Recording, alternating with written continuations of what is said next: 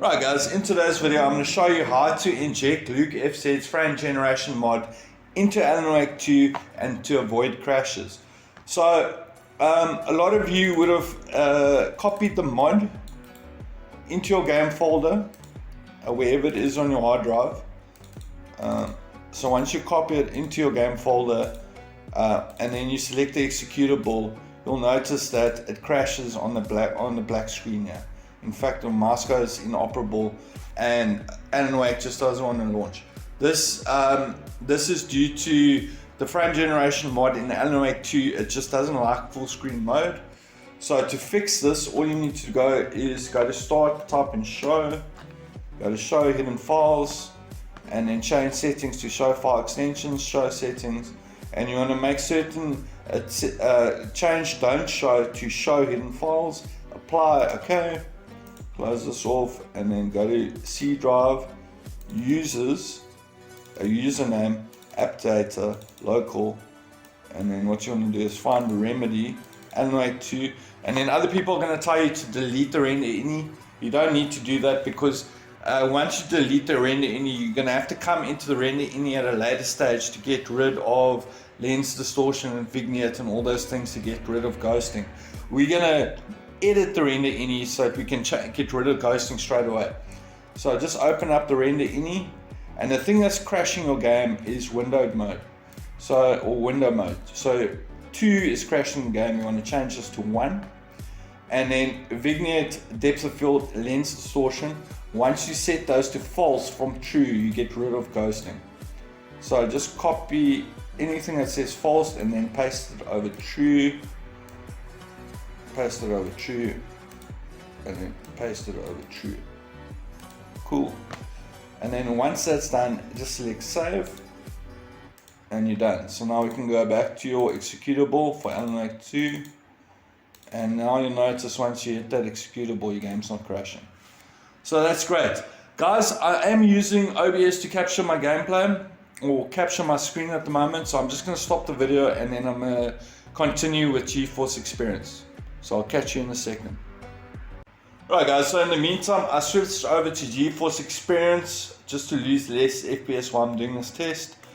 As you can see, I am on a 1650. So guys, there is still a problem with texture pop out. Even though the frames, your frames are higher, if you're on a 1650, you're still going to have texture pop out. So what you want to do in your settings, go to graphics, and then make certain it's on DLSS. If it's still on FSR2, it's going to crash before you go into the game.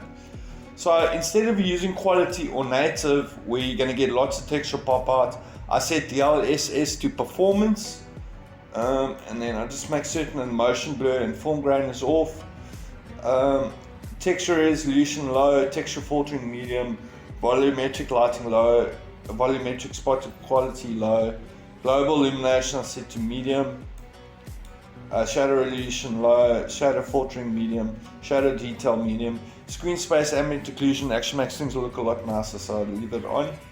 Global reflections and screen space reflections set to low and low, and then terrain quality I set to high, and scattered object density set to high.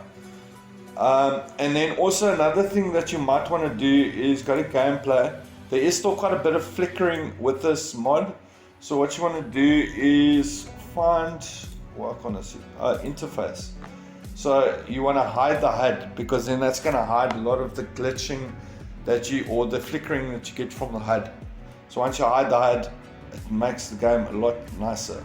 So let me just load any old game here, just to show you how it runs and the lack of ghosting.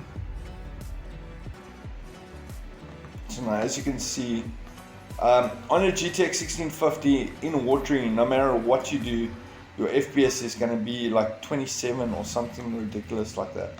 Now, as you can see with the frame generation, FPS has gone up to 50 to 60 odd. I am using GeForce Experience to record, so I'm probably losing about 3 or so FPS. But you can see it's a very playable experience. There's minimal ghosting. And because we've hidden the UI, there's minimal UI flickering as well. So, and also the frames are in the 50s and 60s, so it's pretty damn decent. It's a damn good result for 1650, I'd say. Let's just get rid of this guy here.